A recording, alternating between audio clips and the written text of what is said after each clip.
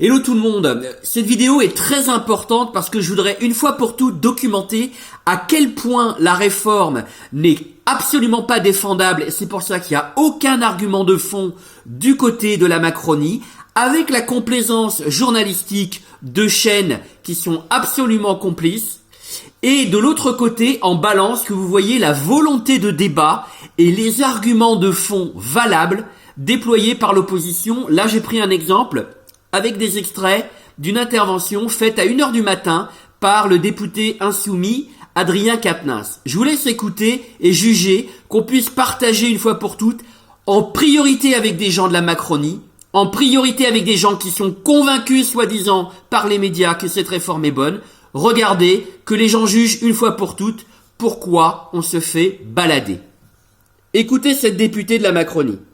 Déposé dans l'entourage du président de la République, on dit souhaiter un débat vrai, serein, qui ne soit pas entravé. On est donc très loin de ça ici dans l'hémicycle. Maintenant, la question qui va se poser, c'est celle de l'utilisation du 49.3 pour que le gouvernement passe en force. A priori, au début, le gouvernement ne voulait pas en entendre parler, mais la difficulté du travail parlementaire pourrait rebattre les cartes. Merci beaucoup, Élodie. Valérie Gomez-Bassac. Donc, on va entendre la députée Valérie Gomez-Bassac. Je vous ai juste mis ce petit extrait parce que vous entendez qu'effectivement le 49.3, on nous prépare, la journaliste vient de le dire, ils vont nous le sortir, de toute façon ça va finir comme ça. Vous l'avez bien compris, vous pourrez réécouter les mots de la journaliste, on comprend bien qu'en fait le gouvernement Macron passera par le 49.3.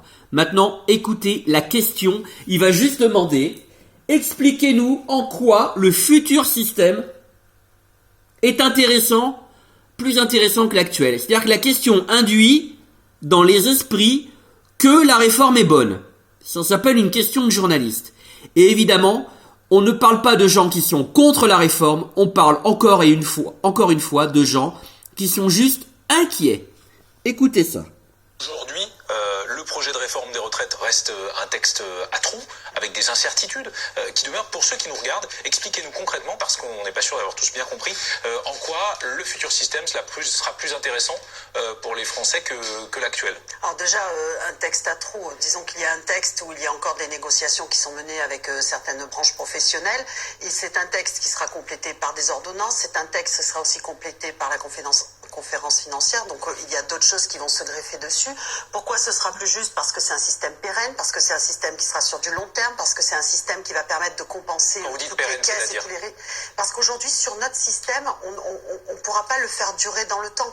Donc là, ce qui est souhaitable, voilà, tout à fait. Pour l'instant, on n'en a aucune certitude quant au futur système. On va peut-être pas attendre la catastrophe non plus. Vous pouvez prendre des exemples. Vous pouvez prendre la Caisse des agriculteurs. On voit bien qu'elle a été bénéficiaire, et puis d'un coup, elle l'a plus été pour des raisons démographiques essentiellement, ce qui va toucher forcément d'autres professions. Donc la volonté, c'est de faire un ensemble, une globalité, mais sur du long terme, pour que les transitions soient douces, pour qu'il n'y ait pas justement de professions qui soient lésées par ce système, et pour arriver en 2050 avec un système qui soit solide, qui soit universel, qui soit solidaire, et intéressant pour les Français. Donc on attend de voir le comment, en effet, hein, je ne vais pas mentir sur le plateau, c'est-à-dire de voir comment est-ce qu'on va permettre le financement, s'il y a financement à assurer, en tout cas en changeant les paramètres, mais ça sera un système qui sera plus juste, parce qu'aujourd'hui, il faut travailler pour les petites retraites et pour ceux qui n'ont pas de retraite. Merci beaucoup pour ces explications. On continuera bien évidemment. Vous avez vu? Merci pour tout et pour ces explications. On a eu 2 minutes de vent, du pur vent, aucun argument. C'est comme ça, tout le monde le sait. A priori, cette vidéo vous paraît inutile parce qu'on l'a tous entendu des milliers de fois. Mais je voulais vraiment le documenter et puis voir, vous voyez que la journaliste dit merci pour ses explications. Elle n'a rien expliqué et c'est bien là tout le problème de cette démocratie qui est une fausse démocratie où on impose un projet alors que les gens ne savent même pas ce qu'il y a dedans. Les députés ne savent même pas à quoi rime le projet de réforme. C'est pour ça qu'ils sont incapables d'en parler et de le défendre. Maintenant, vous allez écouter Adrien Quatennens.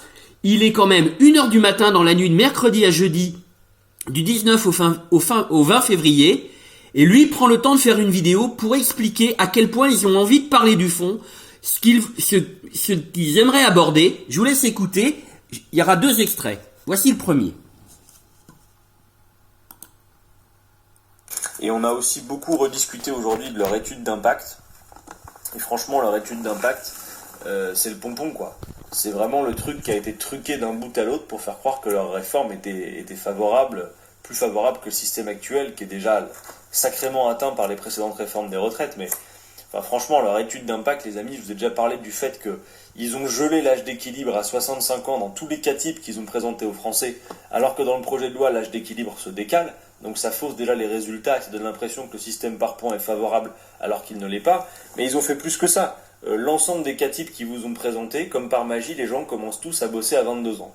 Alors oui, c'est vrai, en moyenne, 22 ans, c'est l'âge auquel les gens commencent à rentrer sur le marché de l'emploi. Mais là, bizarrement, tous leurs cas types, les gens ont des situations hyper favorables, qui correspondent pas du tout à la réalité.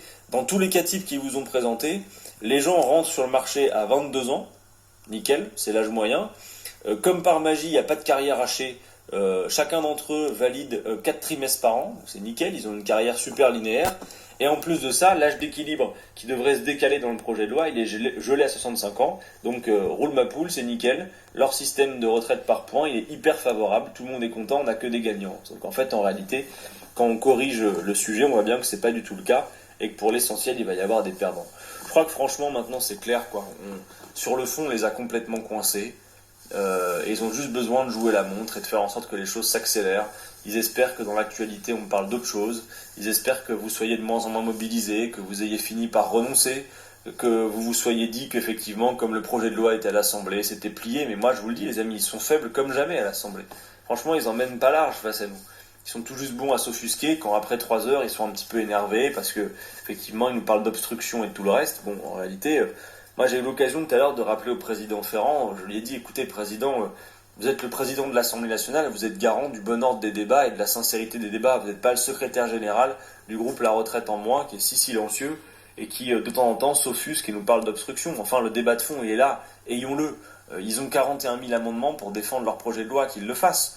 Nous, on est très friands d'un débat de fond. D'ailleurs, il y a une bonne intervention du Bernalicis qui a dit justement, puisque quand il y a un amendement qui est présenté, on peut avoir un débat, il peut y avoir un pour et un contre.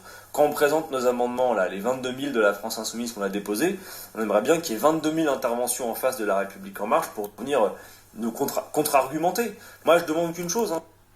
Voilà. Vous avez déjà une argumentation de fond. Maintenant, on va réécouter une deuxième tentative du journaliste. Parce que je vous rappelle que là, on est en jour de manif et que l'antenne de BFM est offerte aux députés de La République En Marche. Ça se passe comme ça. Vous voyez, il est 15h10.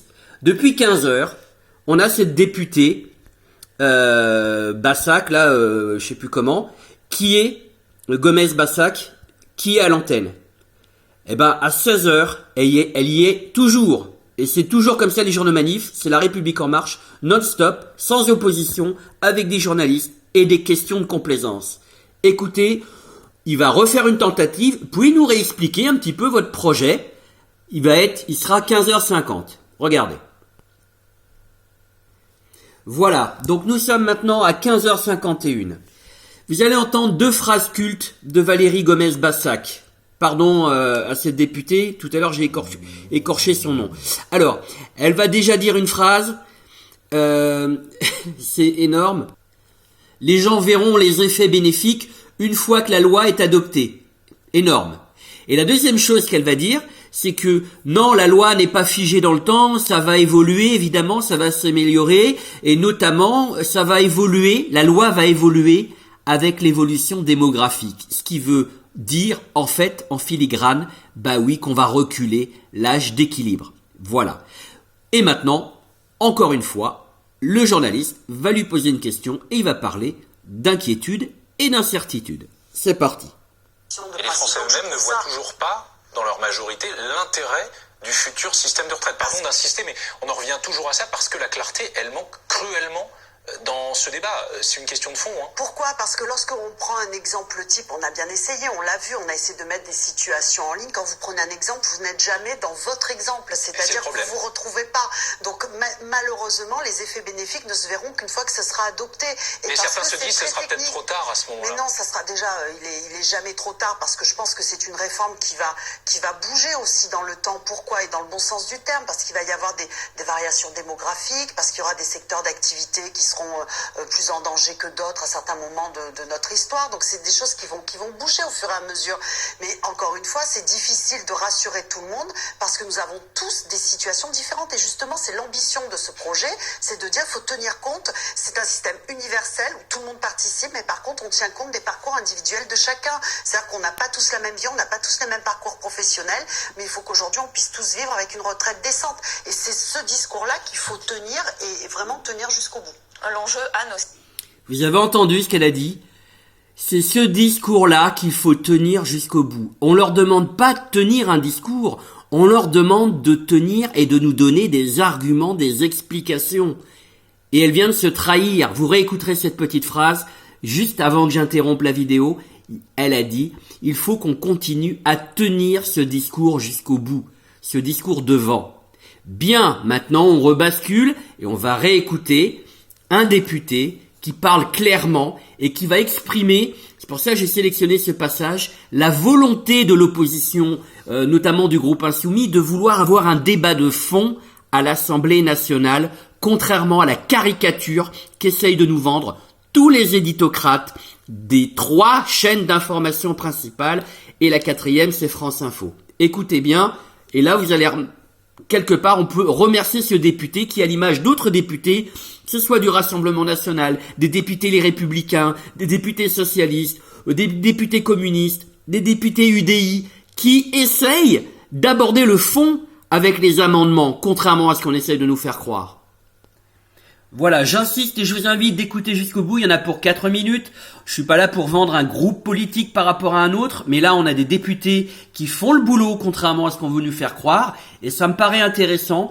Je me permets de prendre ces extraits de cette vidéo, de ce live qu'il a fait à 1h du matin dans la nuit de mercredi à jeudi, je le rappelle. Simplement, nous en tant que citoyens, c'est bien qu'on comprenne non pas ce qu'on essaie de nous faire croire sur les chaînes de télé macronistes, mais qu'on comprenne vraiment qu'il y a un vrai travail de fond et une vraie volonté constructive, démocratique de débattre et de défendre les droits des salariés. Écoutez, c'est parti. Et puis s'ils aiment pas parler dans le Parlement, c'est quand même un con, ils peuvent aller se coucher, tant pis. Nous on aimerait effectivement pouvoir avoir un débat de fond avec eux, et effectivement chacun de nos amendements en est l'occasion. Bon. Une fois qu'on a passé ce débat sur la procédure en tant que telle et le cadre de nos échanges, on a finalisé les débats sur la partie avant l'article 1er, c'est-à-dire sur le titre. On a vraiment purgé la discussion sur le caractère absolument faux du terme universel associé à cette réforme des retraites. Et donc nous sommes venus à la discussion sur l'article 1. Et l'article 1 du projet de loi, qui en compte 65, c'est l'article qui, en gros, résume les grands principes de la loi. Et donc là, on a eu l'occasion de débat, pour le coup, assez intéressant. J'ai eu l'occasion notamment de faire une intervention, je pense qu'on essaiera de la publier demain, où on a essayé de faire baisser un peu les décibels, et j'ai vraiment voulu m'adresser au groupe parlementaire En Marche, parce que je suis à peu près persuadé que dans ces nombreux parlementaires de la République En Marche, il y a en quelque sorte 2 catégories de députés, si je puis m'exprimer ainsi. Il y a ceux qui, à mon avis, savent très bien ce qu'ils sont en train de faire, et savent très bien les mauvais coups portés à notre système de retraite et aux Français par la même occasion. Et puis il y a ceux, je le pense, à mon avis en tout cas ça se voit, et ça se comprend d'ailleurs, qui ne sont pas les plus grands techniciens des retraites, et franchement le sujet est technique, donc je leur fais pas grief de pas être des spécialistes des retraites, nous on le devient spécialiste à force de travailler le sujet, mais il y a ceux qui, disons, sont simplement atteints par les éléments de langage du président de la République, et sans doute sont convaincus qu'ils sont en train de faire une réforme universelle, juste, simple et pour tous, comme ils disent. Ça vous rappelle quelqu'un? Moi, je sais pas, j'ai pensé à Valérie Gomez-Bassac, comme ça, à tout hasard. Bon, excusez-moi ma parenthèse. Donc je voulais essayer de m'adresser à eux parce que je voulais m'assurer qu'ils comprennent finalement d'où venait notre critique et d'où vient le sens de ce que nous disons sur cette réforme des retraites. Donc je leur ai résumé les choses de la manière suivante. Je leur ai dit finalement, si on met de côté vos éléments de langage, juste, simple et pour tous, universel, sachant que même le Conseil d'État, qui n'est pas un nid d'insoumis, a dit que la réforme n'était pas universelle du tout, finalement, que reste-t-il de votre projet de loi? Qu'est-ce que vous faites concrètement? Vous fixez un cadre avec 2 conditions.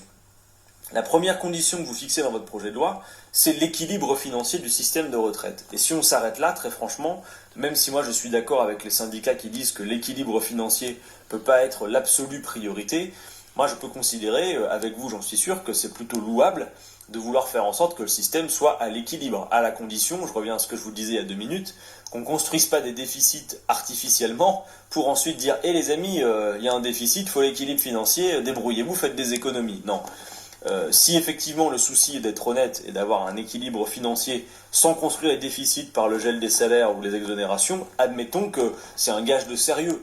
Oui, moi aussi, et à la France Insoumise, nous sommes soucieux d'un système de retraite qui soit sérieux et qui soit financé pour permettre la visibilité aux générations futures, parce que quand vous faites une réforme des retraites, vous engagez pas juste les 5 prochaines années, vous engagez potentiellement quelques dizaines d'années. Donc, premier objectif de La République En Marche dans leur projet de réforme des retraites, l'équilibre financier. Dont acte, nous le partageons.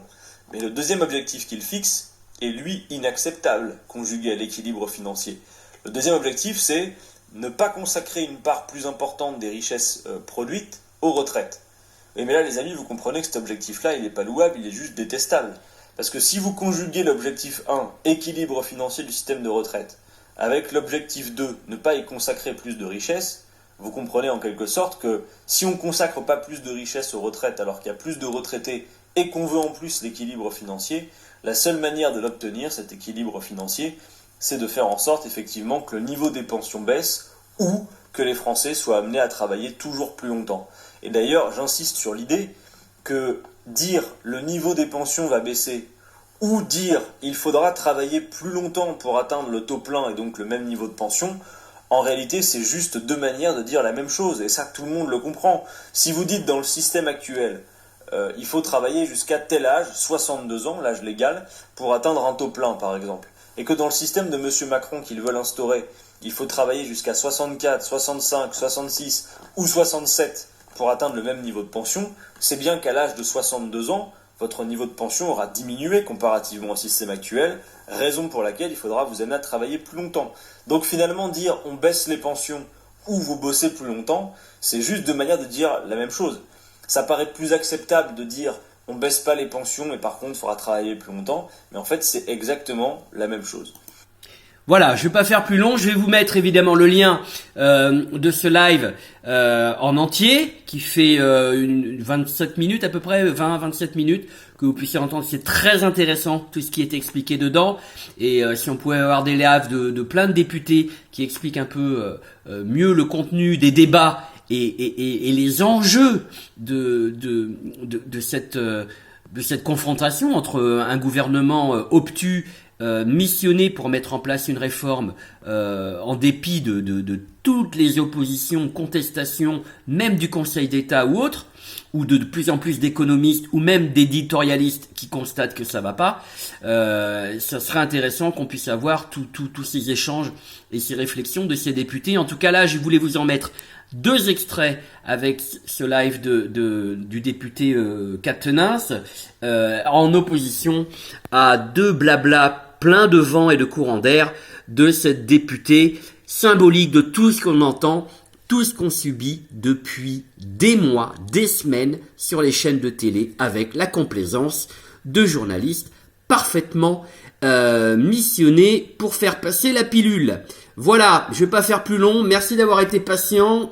C'est une vidéo pour documenter ce déni de démocratie et de débat symbolique de la Macronie, et vous montrer que en face, effectivement, on n'est pas dans la rue pour rien. Il y a des députés qui se battent pour vraiment défendre, contrairement à ce qu'on veut faire croire avec des caricatures, et qu'il y a de vrais enjeux. Il y a vraiment moyen de faire autrement. Là encore, je peux vous renvoyer par exemple vers le contre-projet de la CGT ou vers le contre-projet des Insoumis. Ça a duré 3/4 d'heure la présentation des Insoumis à l'Assemblée nationale. On n'en a jamais entendu parler. Une présentation chiffrée, financée de 3/4 d'heure d'un contre-projet à la réforme des retraites. Si on n'en parle pas, c'est qu'à mon avis, c'est qu'il est très intéressant. Allez, on lâche rien, faites-vous votre opinion, cherchez, fouillez, partagez. Critiques, commentaires, suggestions, je suis preneur. On lâche rien,